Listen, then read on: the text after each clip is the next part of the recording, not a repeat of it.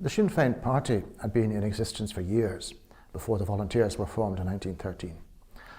It was on the downward slope, had been since about 1910, but still it was a commonplace name, widely known, it was catchy, and the Volunteers were called often and wrongly the Sinn Féin Volunteers. Then when some of those volunteers staged the rising, the rebellion was called the Sinn Féin Rebellion or insurrection. When Griffith was released from jail in December 1916, he set about reforming the party. It had already achieved a certain momentum in the months after the rising because its name had been appropriated or misappropriated to the rising itself.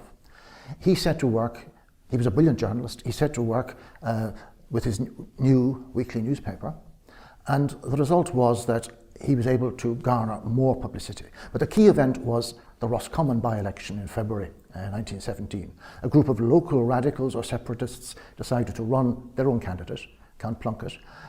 People from all over the country, Griffith, well known, Collins at that stage not well known, and others, all flocked to Roscommon.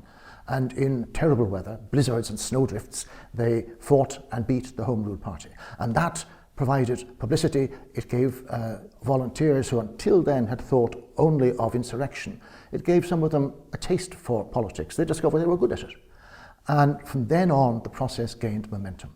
They won another by-election in Longford, yet another in Clare. After that, there was Kilkenny City.